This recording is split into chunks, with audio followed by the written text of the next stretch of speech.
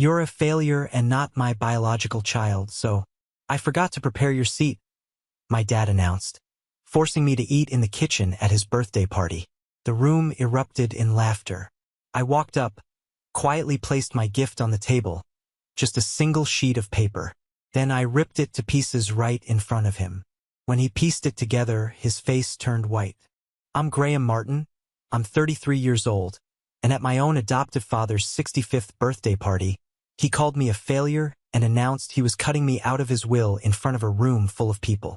Before I tell you about the gift I gave him right after that, a gift he would regret for the rest of his life, let me know where you're watching from in the comments below. It's always amazing to see how far these stories travel. Alright, so picture this. A stuffy, overcrowded living room in a house in Fort Worth that I once forced myself to call home. The air is thick with the competing scents of my adoptive mother's pot roast and the cloying, expensive perfume of her friends. It's my father, Robert's 65th birthday, and the room is a sea of unfamiliar faces and ghosts from my past. His golf buddies, all red-faced and loud from too much scotch. Neighbors who used to watch me mow the lawn and probably thought I was the hired help. And my family. The word feels foreign on my tongue. The people I am biologically unrelated to but contractually obligated to call family. I hadn't set foot in this house or spoken a single word to any of them in 11 years. 11 years of silence, of building a life from scratch, of proving to myself, if no one else, that I was not the person they told me I was. But I came back. One last time. A final, foolish attempt to close a door that should have been sealed shut a decade ago. It was, I see now with perfect clarity, a monumental mistake. I'm standing near the back, by a wilting ficus tree, a ghost at my own father's feast. My presence is a stone dropped into a placid pond, ripples of awkwardness spreading through the room. I can feel their eyes on me, curious, pitying, judging. From across the room, my brother James, the golden child, catches my eye. He doesn't smile. He smirks. It's a look of pure, unadulterated triumph. The look of a victor who sees a long-defeated foe crawl back onto the battlefield.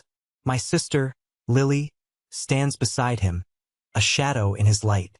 She nervously adjusts the collar of her dress, her gaze fixed on the floor. She won't look at me.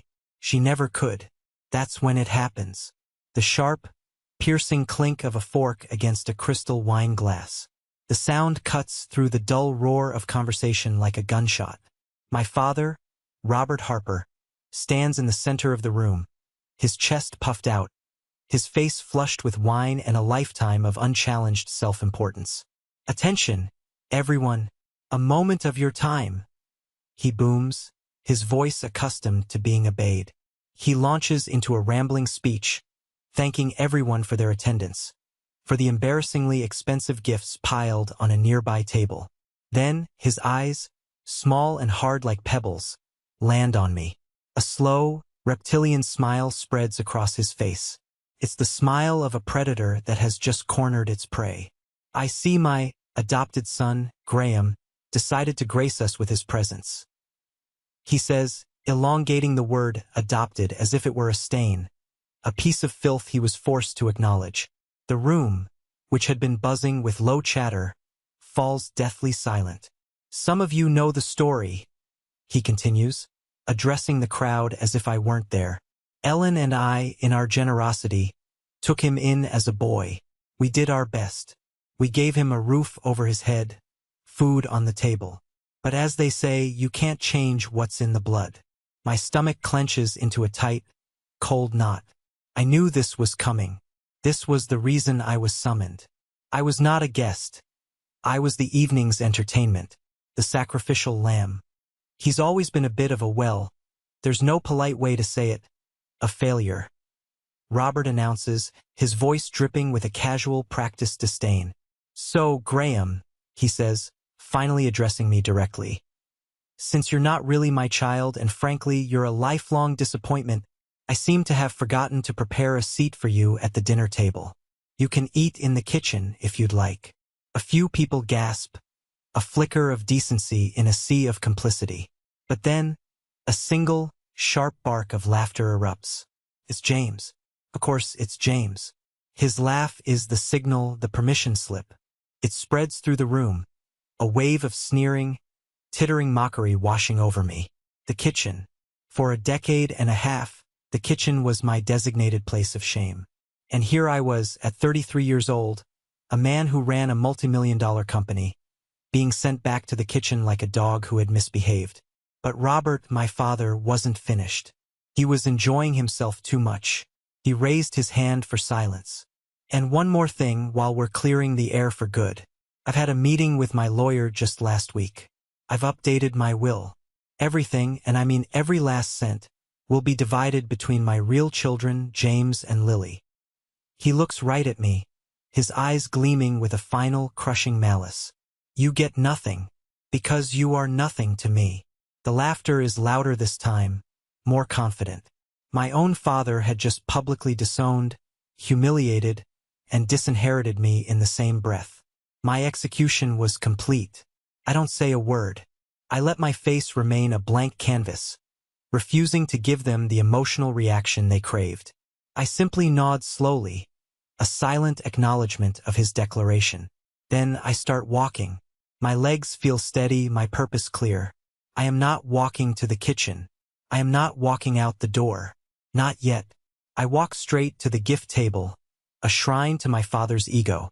And there it sits, among the bottles of scotch and leather-bound books. A large, pristine manila envelope. My gift. I pick it up. The room falls silent again. Every eye fixed on me, waiting. They expect tears. They expect rage. They expect me to make a scene. I do none of those things. I turn to face my father, holding the heavy envelope in my hand. I let my eyes drift from his face, to my mother's, to my brother's. I see the confusion, the arrogance, and a flicker of something else in their eyes. Greed. This, I say, my voice low and clear, cutting through the suffocating silence, was for you. This was your gift. But I've decided, you don't deserve it. I look him straight in the eye, a man I will no longer call father. Then, without another word, I turn my back on all of them and walk out the front door, leaving the envelope on the table. It sits there, a silent, powerful testament to what they had just thrown away. The weight of 3 decades, of trying, of hoping, of hurting, finally, blessedly, lifted from my shoulders. It was over. They had fired their final shot. They just didn't know I had come armed with a cannon. To understand the profound, soul-deep relief I felt walking out that door, you have to understand the 30 years that came before it. You have to understand what it's like to be a ghost in your own life. I know I wasn't their blood. They made sure, on a near-daily basis, that I never forgot it. I was 3 years old when Robert and Ellen Harper adopted me from the St. Jude's Home for Children in Fort Worth. For a little while, in the beginning, it was a dream. I have these hazy, sun-drenched memories of being lifted up onto Robert's shoulders, of Ellen singing me to sleep. I remember a Christmas morning, I must have been 5, when they gave me a bright red bicycle. Robert spent the whole afternoon teaching me how to ride it, jogging alongside me on the sidewalk, his hands steady on the back of the seat. For a brief, shining period, I was their son. I thought I had found my forever home. Then, when I was 6, Ellen gave birth to the twins, James and Lily, their own flesh and blood, the golden children. And overnight, it was like a switch was flipped. A light went out. The warmth that had surrounded me vanished, redirected entirely toward the 2 new cribs in the nursery. Suddenly, I wasn't their son anymore. I was an obligation, an afterthought. I was the adopted one. The first time the new reality slapped me in the face, I was 8 years old. It's a memory burned into my mind with the precision of a laser. I came running home from school, my heart thumping with pride, clutching a math test in my hand. A huge, looping A+ was circled in bright red ink at the top. It was the best grade in the class. I burst into the living room, ready to present my trophy. My parents were on the floor, cooing and clucking over a piece of construction paper James was holding. It was a crude crayon drawing of a lopsided house with 4 stick figures. The sun was just a yellow scribble in the corner. "Look, Mom! Dad!" I exclaimed, my voice filled with 8-year-old excitement, holding out my test paper like an offering. I got an A+. Mrs. Davison said I was a math whiz. Robert glanced at it, his eyes barely registering the grade. That's nice, son, he said, his attention already snapping back to James. Ellen, look at this. Our boy is a regular Picasso. This is incredible. We have to get this framed. Ellen beamed. Oh, Robert, you're right. It's a masterpiece. James puffed out his little chest, preening under the praise. They hung James's drawing in a gaudy, gold-painted frame right on the mantelpiece, the place of honor above the fireplace. My A+ test paper, my trophy, ended up in the kitchen trash can that night. I saw its red-inked victory peeking out from under a pile of coffee grounds when I took out the garbage. Sounds like such a small thing, I know. A trivial childhood slight. But it wasn't. It was the cornerstone. It was the first brick in a wall they would spend the next decade building between me and them. From that day on, the rules were clear. Their children's smallest, most mundane achievements were to be celebrated with cake and praise and framed artwork. Mine, no matter how significant, were to be met with polite, dismissive indifference. I was a ghost in my own home, a living, breathing reminder that I wasn't theirs. The holidays became annual rituals of humiliation. Thanksgiving, Christmas, Easter, it was always the same story. The house would be filled with extended family, the dining table groaning under the weight of turkey and ham and pies. The good china would be brought out. The silverware would gleam under the chandelier. And I would be in the kitchen. There's just not enough room at the table, Graham. Ellen would say every single year, her voice full of false regret, her eyes refusing to meet mine. You understand, don't you? Of course I understood. I understood that I was less than. So I would sit on a rickety wooden stool in the kitchen, eating my holiday dinner off a chipped stoneware plate, listening to the muffled sounds of my family laughing and sharing stories in the next room. The wall was not just emotional. It was physical. They were in there together. I was out here alone. Lily, my sister, was the only one who seemed to possess a conscience. She was quieter than James, with a deep-seated kindness in her eyes that the rest of them lacked. Sometimes, during those lonely holiday meals, she'd sneak into the kitchen. She wouldn't say much.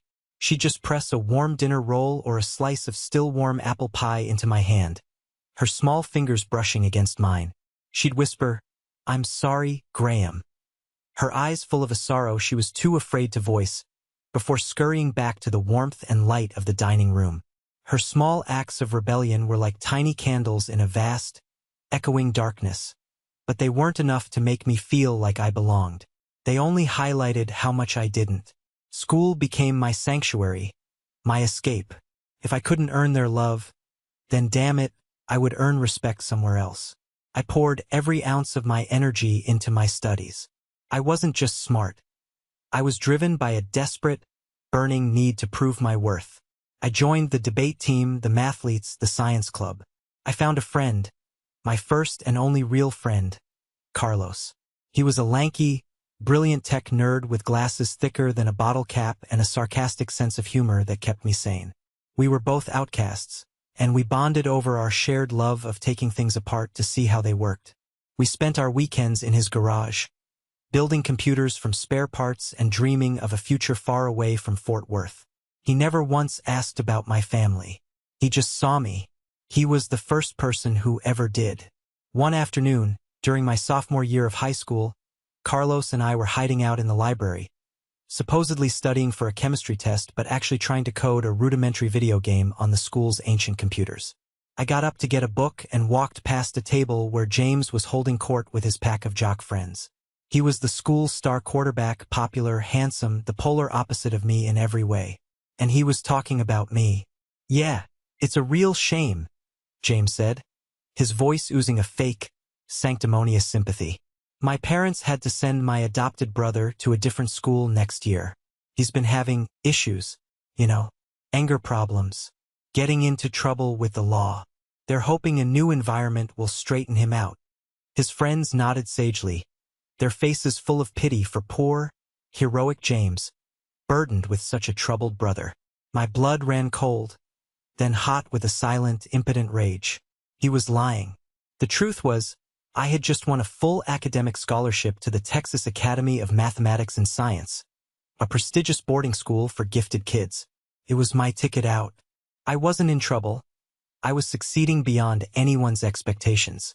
But in the narrative James spun for the world, he was the good son, the hero, and I was the charity case, the delinquent, the problem child he had to endure.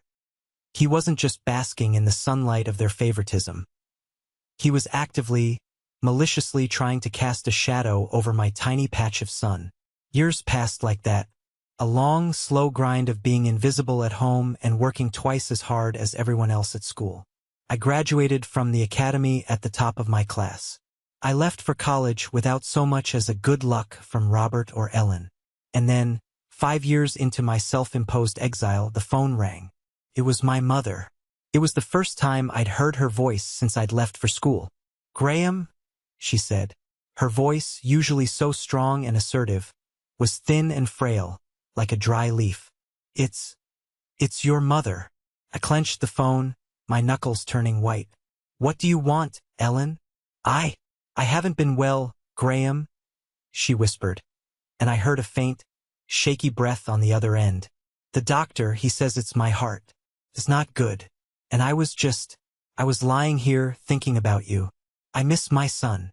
My heart, the one I had so carefully encased in scar tissue, felt a stupid, treacherous pang. Her heart? She missed me? The logical part of my brain, the part that had survived 30 years of their emotional warfare, was screaming at me. It's a trap. It's a manipulation. Hang up. But another part, a much smaller, much more foolish part. The little boy who still remembered the feel of his father's hand on his bicycle seat, whispered, what if she means it? What if this time is different? That phone call was a seed. A tiny, poisonous seed of hope planted in the barren soil of my heart. It was the reason, months later, I would even consider going back. Maybe, just maybe, I could go back and show them the man I had become. And maybe, finally, they would see me. But first, there was graduation. I got my acceptance letter to the University of Texas at Austin's prestigious engineering program, with a full scholarship that covered everything. I was ecstatic. It was the culmination of everything I had worked for. In a moment of weakness, I called home to tell them the news. Robert answered. "I got a full ride to UT's engineering school," I said, unable to keep the tremor of pride out of my voice. There was a long pause on the other end of the line. I could hear the television droning in the background. Then, Robert's cold, flat voice came through the receiver. "Good for you. You're on your own now. Don't come asking us for a dime." Click. He hung up. I stood there in my cramped dorm room, the dial tone buzzing in my ear. I wasn't hurt. I wasn't even surprised. The strange thing was I felt free. He had cut the last, frayed thread that connected me to them.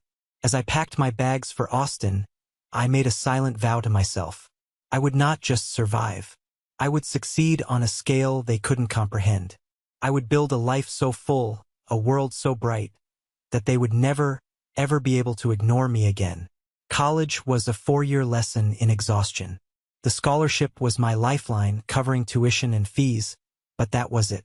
For rent in a shoebox apartment I shared with 2 other guys, for textbooks that cost a fortune, for the cheap instant ramen that became my primary food group, I was completely on my own. I became a creature of the night, working 2, sometimes 3 part-time jobs. From midnight to 4 a.m., I was a janitor at the campus library. I remember the surreal quiet of those hours, the only sound the squeak of my mop and the hum of the fluorescent lights. I'd be wiping down tables where, just hours earlier, students with trust funds and carefree smiles had been studying. They'd go home to comfortable beds, while I'd catch an hour of sleep on a lumpy couch before my 8 a.m. thermodynamics class. I also worked the late shift at a 24-hour diner, the air thick with the smell of stale coffee and grease. It was a grind, a relentless, soul-crushing cycle of work and study. But every dollar I earned, every A I scraped for on an exam, felt like a small act of defiance. It was a brick I was laying in the foundation of my new life, a life they had no part in. It was in a senior-level computer science seminar that my life took a sharp, unexpected turn. The class was taught by Professor Alistair Miller, A brilliant, wildly eccentric man with a shock of white hair and a mind that moved at 1,000 miles an hour. He saw something in me that no one else had, not even me. He saw past my worn-out jeans and the perpetual tired look in my eyes. He saw my mind. "Martin," he barked at me one day after I'd presented a project. "Your code is elegant. It's got a poetry to it. Most of these blockheads," he waved a dismissive hand at the empty classroom, "just solve the problem in front of them. You anticipate the next 5 problems. What in God's name do you plan to do with a brain like that?" No one had ever asked me that before. I mumbled something non-committal about getting a corporate job at IBM or Microsoft. He scoffed, a loud, derisive sound. "Don't work for the man, Martin. Be the man. They'll grind that poetry right out of you. You have the vision for something bigger." He became my mentor, my champion. He pushed me, challenged me, and loaned me books from his personal library. He was the one who first ignited the spark in me for energy optimization software. The idea was simple in concept but revolutionary in its potential application. Create an intelligent, learning system that could interface with a large building's HVAC, lighting, and power grids to dramatically reduce energy waste. It wasn't just about saving money. It was about creating a more sustainable future. It was a complex, beautiful puzzle, and I became obsessed with solving it. After graduation, the first person I called was Carlos. He'd also graduated with a degree in software engineering and was working a boring but well-paying job for a defense contractor. I pitched him my idea over greasy burgers at the same diner we used to frequent in high school. "So, let me get this straight," he said, pushing his thick glasses up his nose as he meticulously wiped ketchup off his fingers. "You want to build a brain for buildings? A benevolent AI that stops them from being energy-guzzling monsters."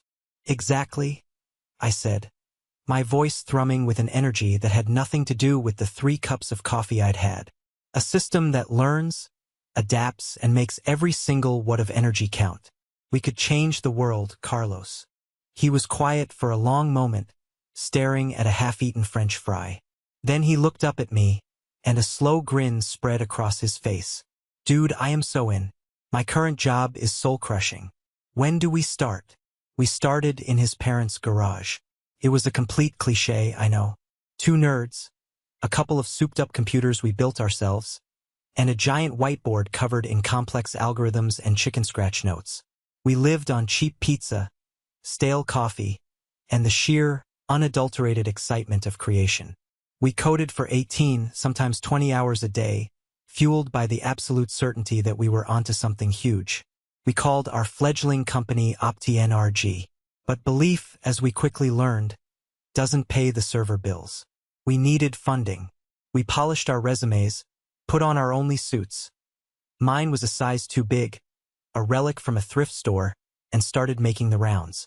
The rejections were fast and brutal.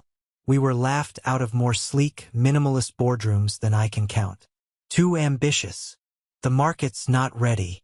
Come back when you have a fully working prototype and a multi-million-dollar contract." They wanted a sure thing, and we were 2 guys in a garage. Worse than the rejections, though, was the sabotage. We managed to land a meeting with a mid-level venture capital firm run by a slick, predatory shark named Mark Jensen. He feigned immense interest, asking a string of highly specific technical questions. We left the meeting feeling hopeful. 2 weeks later, Carlos called me, his voice tight with fury. "You are not going to believe this," he spat. He sent me a link to a tech blog. The headline read, "Jensen VC announces groundbreaking new, smart building initiative." The article detailed our idea, our architecture, almost word for word, attributed to an in-house development team at Jensen's firm. The snake was trying to steal our concept and beat us to market. "I'll kill him," Carlos yelled through the phone. "I'll go down there and—" "No," I said, my voice surprisingly calm. A cold, hard anger settled in my gut. "We're not going to kill him. We're going to beat him. We're going to bury him." The incident taught me a crucial lesson. The business world wasn't just indifferent. It was actively hostile. It was a shark tank, and if you weren't careful, you'd get eaten alive. You had to be smarter, faster, and more ruthless than the competition. We went into lockdown, working around the clock with a renewed, vengeful fury. We finished our prototype in 6 weeks, a timeline that should have been impossible. We bypassed the piranhas like Jensen and went straight for the apex predator.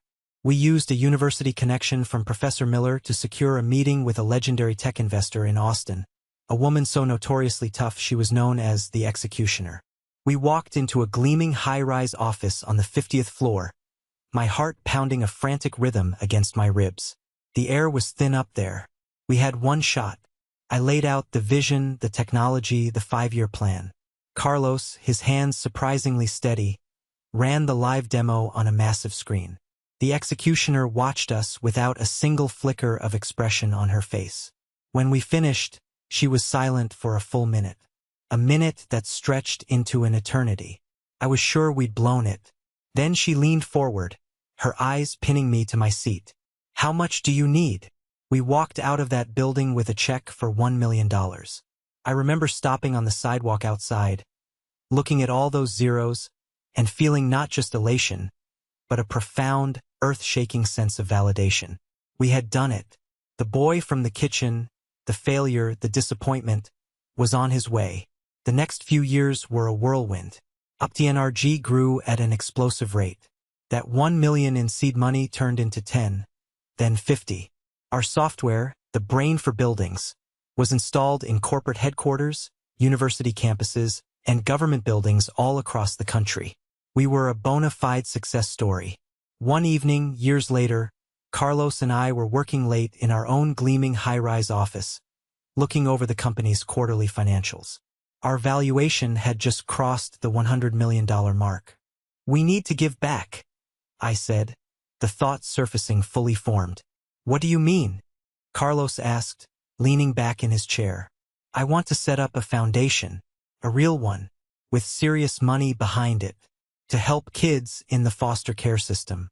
Kids who start out with nothing like I did." Carlos smiled, a genuine, warm smile. "I love it, man. That's a fantastic idea. How much are we talking?" "Let's start with a $4 million endowment," I said. The number felt right. It was substantial.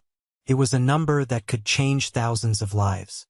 "That's incredible, Graham," Carlos said, his voice full of sincere admiration. "When do you want to announce it?" "Soon," I said, my gaze drifting out the window to the sprawling city lights below. "But first, there's something I have to do. A piece of old business I need to settle. A chapter 1 need to close for good." A few days later, as if summoned by my thoughts, a crisp, cream-colored envelope arrived at my office. It was thick, expensive paper. The return address was my old house in Fort Worth. It was an invitation. "Robert Harper requests the pleasure of your company at his 65th birthday celebration." It was sent as a formality, I was sure. A box to be checked so they could tell their friends they had reached out. But coming so soon after my mother's manipulative, lying phone call, it felt like something else. Felt like destiny. Carlos saw it on my desk. "You're not actually going to go, are you?" he asked, his skepticism practically a third person in the room. "You know it's a trap, right? They just want something from you." "I know," I said, my voice firm, my decision made. "But I'm not going for them, Carlos. I'm going for me." "What are you going to do?" he asked, his brow furrowed with concern. I looked at him, a plan that had been slowly crystallizing in the back of my mind for years finally snapping into sharp, perfect focus. A plan that was cold, calculated, and, I thought, perfectly poetically just, "I'm going to go to that party," I said, "and I'm going to give my father the gift he's always deserved. And I'm going to end this once and for all." The drive from my sleek, minimalist downtown Austin apartment to the suffocatingly traditional suburbs of Fort Worth felt like traveling through a time warp. Every mile closer to my old house, the memories grew louder, more insistent. The oak trees lining the streets, now thicker and older, seemed to whisper the same old taunts. The tidy lawns and 2-car garages all felt like a judgment. This was the world I had escaped, the world that had never wanted me. And I was driving right back into it. I parked my car, a silent electric sedan that was worth more than the down payment on this entire house. a street away. I didn't want them to see it. This wasn't about flaunting wealth. It was about settling a debt.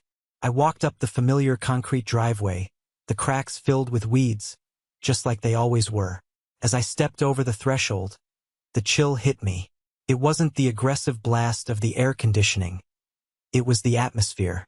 It was the thick, unbreathable air of a place built on secrets and resentment. James, my brother, saw me first. The smirk that spread across his face was a slow, oily thing. It was a mixture of genuine surprise and deep, satisfying contempt. Well, he drawled, his voice loud enough for a cluster of nearby guests to turn and stare. Look what the cat dragged in. Decided to crawl back from whatever hole you've been hiding in. Did you? I didn't give him the satisfaction of a response. I just gave him a flat, emotionless look and moved past him, my eyes scanning the room for my mother. And there she was, Ellen. She wasn't frail. She wasn't pale. She wasn't lying in bed with a weak heart. She was standing by the fireplace, holding a glass of crisp white wine, laughing heartily at something one of her friends had said. She looked perfectly, vibrantly healthy. The heart condition was a complete and utter fabrication. The pathetic, whispery phone call, the "I miss my son." It was all a lie, a calculated, manipulative performance designed to do exactly what it had done. Lure me back into their orbit. Our eyes met across the room. I saw a flicker of panic in hers, the deer in the headlights look of someone caught in a lie. But it was quickly replaced by a familiar defensiveness. She had the audacity to look away first, turning her back to me to refresh her drink. I gripped the cool metal of my phone in my pocket. The rage I expected to feel wasn't there. In its place was a profound, liberating clarity. There was no hope here. There never had been. This wasn't a family I needed to mend. It was a business relationship I needed to terminate. I found a spot against the far wall, a fly on the wall, a ghost at the feast. I became an observer, a strategist surveying the battlefield before the engagement. I saw my sister, Lily. She saw me, too, and a look of such deep, painful conflict washed over her features that it was almost hard to watch. She looked like she wanted to run over to me, or maybe run out of the room. Instead, she did neither. She froze for a moment, then quickly turned away, busying herself with meticulously arranging napkins on a side table. She was still a prisoner here, a willing witness trapped in her own terrified silence. That's when I overheard it. The final piece of the puzzle I didn't even know I was missing. My father, Robert, was talking to James in a corner, their backs mostly to me. They thought they were being discreet, but I had spent a lifetime learning how to listen from the sidelines. Just be nice to him for one night, for God's sake, Robert muttered, his voice a low, conspiratorial grumble. Don't scare him off. I did some digging. His little software company isn't so little anymore. They're making real money. There's no harm in seeing what we can get out of him before we kick him to the curb for good. James chuckled, a low, greedy sound. Whatever you say, Dad. Time to milk the fatted calf. Milk the fatted calf. That's all I was. An asset to be exploited. An opportunity. A potential source of cash. The last, stubborn, microscopic shred of any sentimental attachment I might have harbored for these people disintegrated in that moment. It was vaporized, replaced by an icy, diamond-hard calm. My plan, which had felt cold and clinical before, now felt entirely righteously justified. This wasn't about revenge. It was a hostile takeover. They had shown their hand, and it was a pathetic, grasping, greedy one. Now it was time for me to show them mine. I took a slow, deep breath, centering myself. The chatter, the schmaltzy music, the clinking glasses. It all faded into a dull, distant roar. I was in the eye of the storm, a place of absolute stillness and perfect clarity. I knew exactly what was going to happen next because I was the one who was going to make it happen. I was no longer a pawn in their game. I was the one controlling the board. And right on cue, as if summoned by my very thoughts, I saw Robert moving to the center of the room, picking up a fork and tapping it against his crystal wine glass. The sharp, piercing sound sliced through the noise, a conductor calling his orchestra to attention. "Friends, family," he called out, a broad, confident, predatory smile plastered on his face. "If I could have your attention for a moment, please." He began his speech, and as he did, his eyes locked onto mine across the crowded room. There was no warmth, no fatherly pride, not even simple recognition. Just the cold, calculating look of a man about to deliver a killing blow, utterly oblivious to the fact that his intended victim was holding a loaded gun. Robert cleared his throat. His chest puffed out, basking in the glow of the 50 pairs of eyes fixed upon him. He was in his element. This was his court, and he was the king. "It warms my old heart to see all of you here," he began, his voice a smooth, practiced baritone. He spoke of his life, his work at the insurance firm, his championships at the golf club, a litany of mundane achievements polished to a high shine by his own ego. And then he turned his attention to his legacy.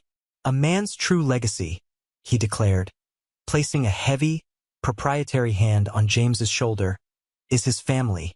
My son, James, who has always made me proud, following in my footsteps, and my beautiful daughter, Lily, the light of my life." He paused, a master of dramatic timing, letting the weight of his words settle.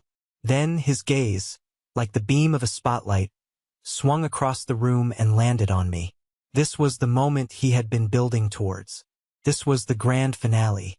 "And of course," he said, the name dripping from his tongue like something unpleasant, "we have Graham." He let the name hang there for a moment, an oddity, an intruder. "As most of you know, Ellen and I, in our generosity, took Graham in. We gave him a home. We gave him our name. We did our duty as good Christians." He emphasized the word duty, framing his entire relationship with me as a burdensome chore he had nobly performed. "But blood," he said, his voice hardening, his folksy charm evaporating to reveal the granite underneath, "is blood. And I feel, at this stage in my life, it's time to be honest. Brutally honest." He looked at me. "Graham, you have been a constant, unrelenting disappointment. You walked out on this family 11 years ago, and frankly, we have thrived in your absence." The room was utterly, suffocatingly silent now. You could have heard a pin drop. The air crackled with a mixture of shock and morbid curiosity. "So, in the interest of absolute clarity," Robert said, his smile twisting into a vicious, triumphant sneer, "I want to make a public declaration. I have instructed my lawyer, who is here with us tonight, hello, Bill, to amend my last will and testament.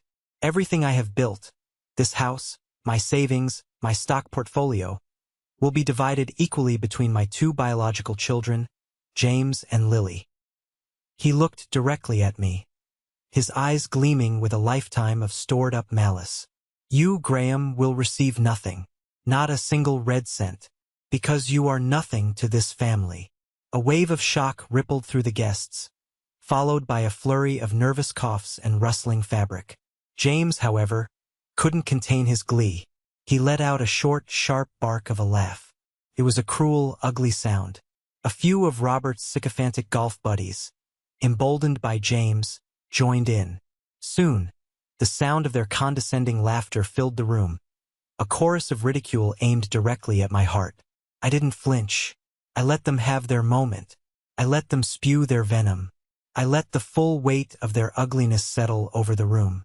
When the last snicker had died down, I pushed myself off the wall and began to walk forward. Every eye in the room followed my slow, deliberate procession. The silence was absolute once more.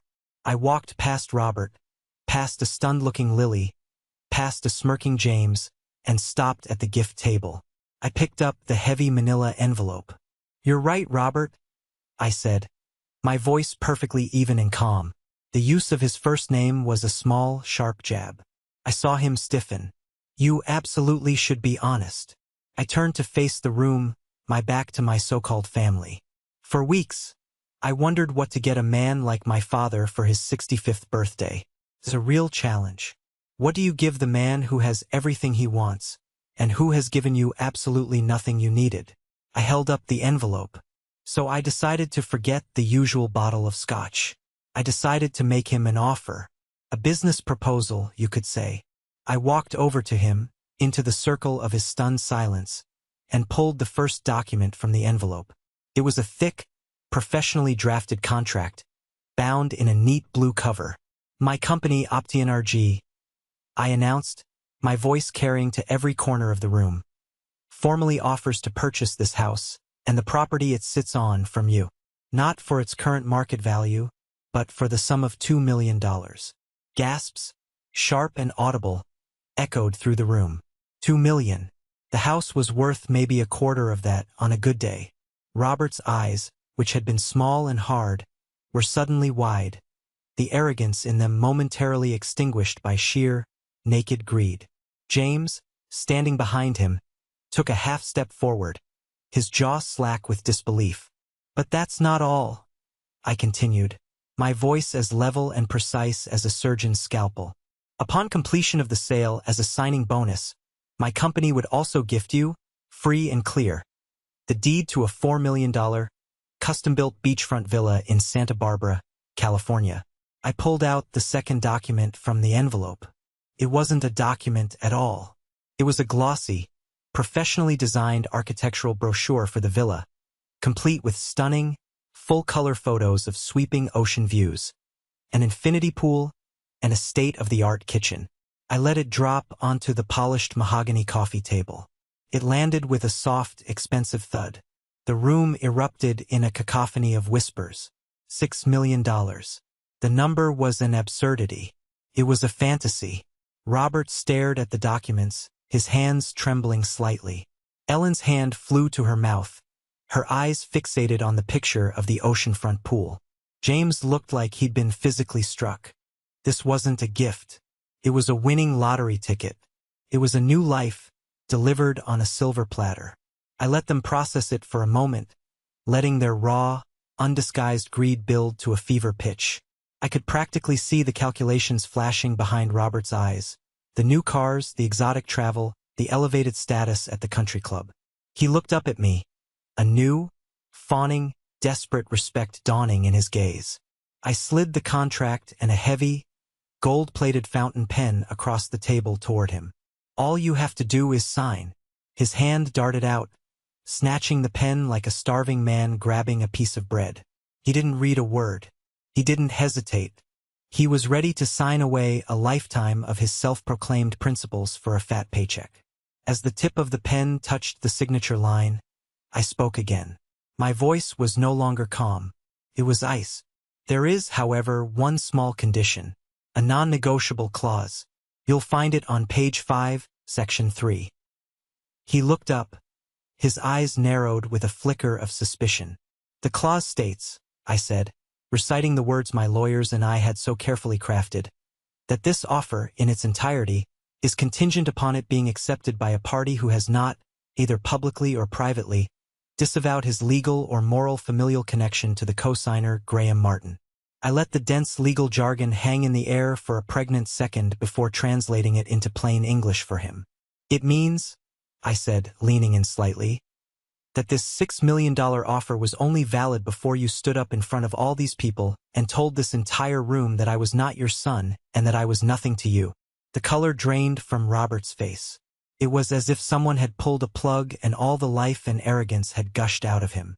The pen fell from his nerveless fingers and clattered onto the table. Your speech, I said, my voice dropping to a near whisper that was somehow more menacing than a shout. The one where you called me a failure and disinherited me. It just cost you $6 million. Dead silence. The kind of silence that is so heavy and so absolute that it feels like you're at the bottom of the ocean. But I wasn't finished. I reached into the inside pocket of my jacket and pulled out one more document. So, this money, I said, holding it up for all to see. The $2 million for the house and the $4 million for the villa will not be going to you. Instead, as of this moment, it becomes the initial seed endowment for the Ry4ns144 Foundation. I looked around the room, at the stunned, pale faces of his friends and neighbors. A foundation dedicated to providing resources, scholarships, and stable homes for orphaned and abandoned children.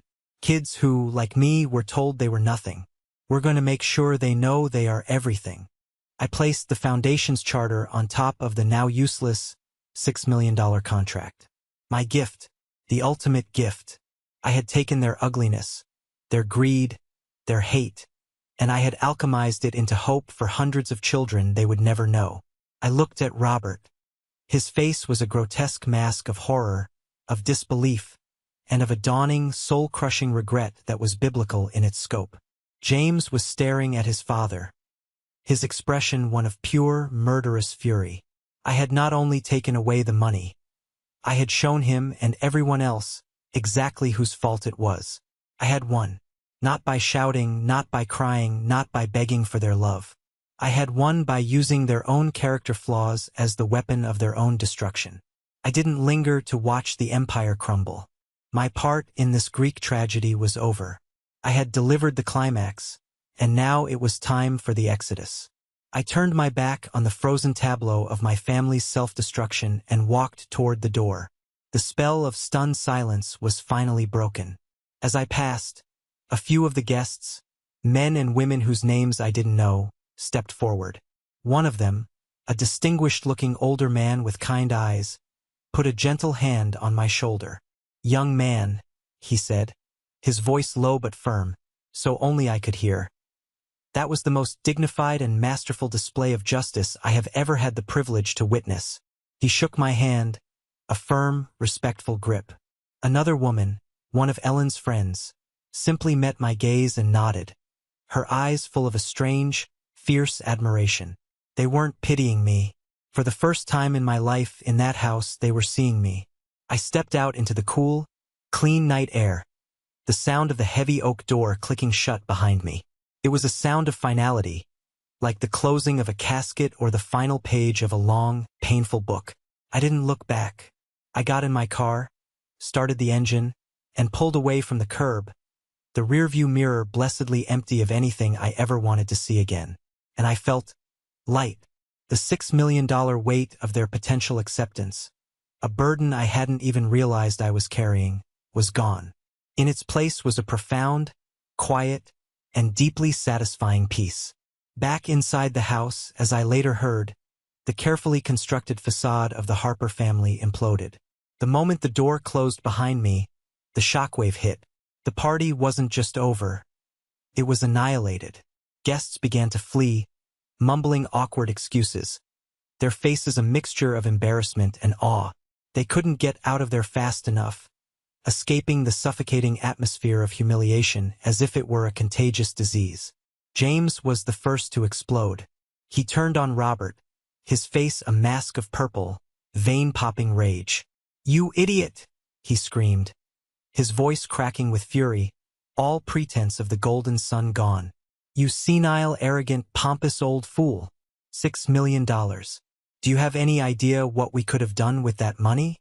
And you threw it all away for what? To make a speech? To feel like a big man for 5 minutes?" Ellen, my mother, finally broke. She started weeping, not the soft, manipulative tears from the phone call, but harsh, ugly, gasping sobs of pure despair. "Robert, how could you?" she wailed. "How could you be so cruel, so stupid?" But her tears, I knew, weren't for me. They weren't for the son who had been humiliated. They were for the lost villa, the lost fortune, the lost status. They were crying for the life they had held in their hands for a fleeting moment, only to watch it turn to dust. The most vivid account, of course, came from my Aunt Margaret, Robert's older sister. She was the only member of that family who had ever shown me an ounce of consistent, genuine kindness. She had looked at me, not as an outsider, but as her nephew. She called me a few days after the party. "Graham," she said, her voice heavy with the exhaustion of it all, "I just wanted to call and say, I am so proud of you." "Thank you, Aunt Margaret," I said, my voice thick with an emotion I couldn't quite name. "That means more than you know." What happened after I left?" She let out a long, weary sigh. "It was ugly, honey. The ugliest thing I've ever seen in this family, and that's saying something. James and your father almost came to blows. James called Robert things I can't repeat. He blamed him for everything. Robert, of course, blamed you, called you manipulative, cruel.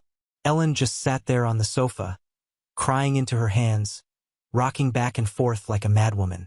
The family you left behind that night, it doesn't exist anymore. You didn't just walk out the door, Graham. You held up a mirror, and they shattered into 1,000 pieces. She told me the final, pathetic image of the party, a scene that will be forever etched in my mind. After all the guests had fled, after James had stormed out of the house, swearing he would never speak to his father again, Robert, the great patriarch, the man who had called me a failure, was on his hands and knees on the expensive Persian rug. He was slowly, obsessively, picking up the glossy, ripped pages of the Santa Barbara Villa brochure I had dropped on the table. He was trying to smooth out the wrinkles, to piece together the dream he had just personally, publicly, and irrevocably demolished. He was a king surveying the ruins of a kingdom he himself had burned to the ground. Within the year it was all gone. The house had to be sold. As it turned out, Robert's finances weren't as robust as his ego. He had to bail James out of a series of disastrous business ventures. They downsized to a small, nondescript condo in a retirement community. The empire was gone. The foundation I had created, however, was just beginning to be built. A year can change everything, can feel like a lifetime. 12 months after that disastrous birthday party, I was standing on a different patch of grass, under a much brighter, more hopeful sun. I was in a formerly neglected neighborhood in East Austin, at the ribbon-cutting ceremony for the very first OptiNRG house. It was a state-of-the-art residential and learning center, a safe haven for teenagers who were aging out of the Texas foster care system. The $6 million my father had so arrogantly thrown away had been transmuted into this. A beautiful, modern building filled with light, laughter, and the palpable thrum of second chances. I was standing next to Carlos, watching a group of teenagers play a chaotic game of basketball on a brand new, brightly painted court. They were kids who had been told, in 1,000 different ways, that they were unwanted, that they were difficult, that they were failures. But here they had a home. They had access to tutors, to mental health professionals, to mentors who were teaching them everything from how to cook a meal to how to code a website. Most importantly, they had a community that believed in them, fiercely and unconditionally. "Look at that," Carlos said, clapping me on the back, his voice thick with emotion. "You did that, man. That's all you." I smiled, a real, easy smile that reached my eyes. "No," I corrected him. "We did. I wasn't the same person I was a year ago. I felt like I had shed a skin, a heavy, ill-fitting one I had been wearing my whole life. The angry, hurt part of me, the part that was constantly, subconsciously seeking their validation, was gone. It had been replaced by a quiet, solid sense of purpose that was deeper and more profoundly satisfying than any parental approval could ever be. I wasn't trying to prove them wrong anymore. I was too busy, too engaged, in the difficult, rewarding work of trying to make things right for kids who were walking the same lonely, treacherous path I had. As the ceremony wound down and people started munching on cookies and drinking lemonade, I saw a familiar figure approaching. It was my Aunt Margaret. She looked older than I remembered, her face etched with a sadness that seemed to have taken up permanent residence in her eyes. "Hello, Graham," she said, pulling me into a warm, strong hug. She looked around at the bustling life of the center. "This place, it's just wonderful. It's the best kind of revenge." "It's not revenge, Aunt Margaret," I said softly. "It's a beginning." "You're right," she said, her eyes welling up slightly. "How are you, honey?" "Really? I'm good," I said. And the amazing thing was I meant it. "I'm really good. How are you?" "I'm all right," she said, though her voice told a different story. "I came to tell you, your father had to sell the house. It's done. James got himself into some trouble with bad investments, some get-rich-quick scheme. Robert had to liquidate most of his retirement savings to bail him out. They live in a small condo over in Arlington now." I just nodded, feeling a strange and complete lack of emotion. There was no surge of satisfaction, no flicker of pity, just nothing. It was like hearing a news story about strangers in a distant city. Their lives and their choices had nothing to do with me anymore. They don't speak, Margaret continued, her voice quiet. James and your father. The fight that started that night. It never ended. It just festered. It broke something for good between them. Robert sits and watches television all day. Ellen. She just seems lost. She hesitated for a moment, then looked at me, a question in her eyes. Your father, he's a proud, foolish, broken man. But he knows what he lost. I went over there last month, and he was on his computer. I saw what was on the screen. It was the OptiNRG Foundation website. He was reading every article, looking at all the pictures. He'll never admit it, not in a million years. But he knows. I appreciated her telling me. I knew it was her way of offering some kind of closure. But it didn't change anything.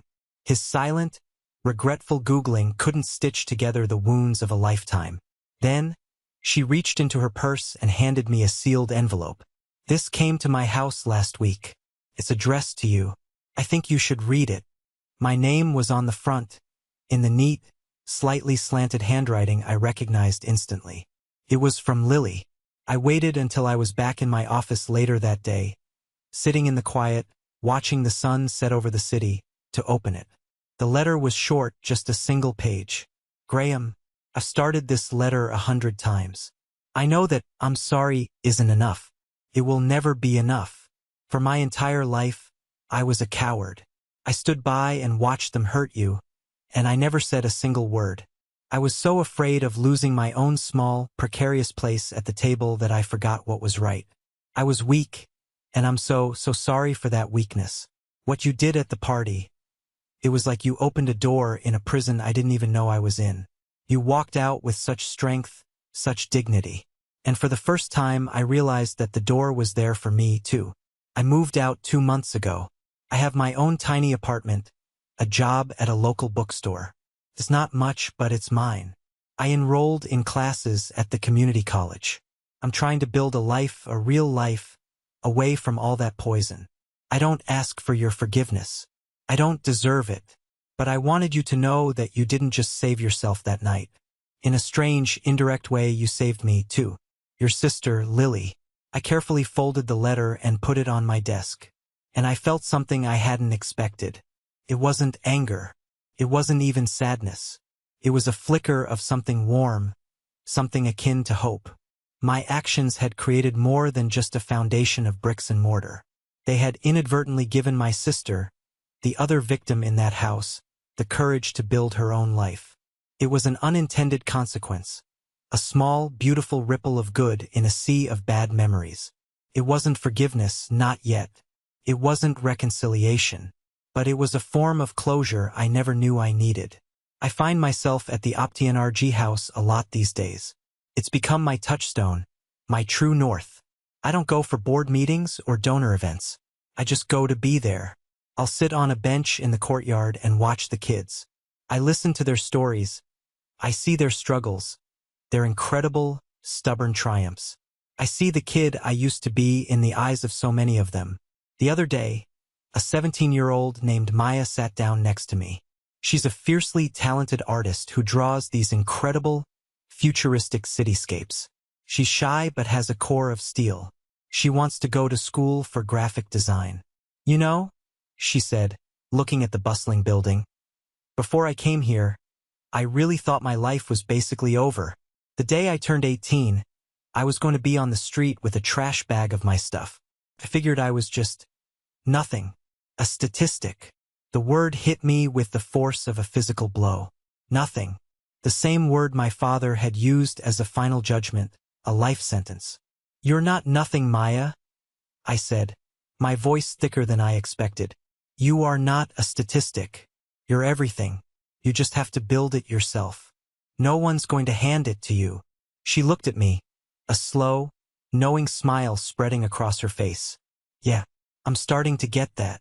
As I drove home that evening, the setting sun painting the Austin skyline in hues of orange and purple, it all clicked into place with a profound and peaceful clarity. For so long, my entire life had been a reaction to them. My drive, my ambition, my relentless pursuit of success. It was all, on some level, a desperate attempt to be seen, to be approved of, to be loved by people who were fundamentally incapable of it.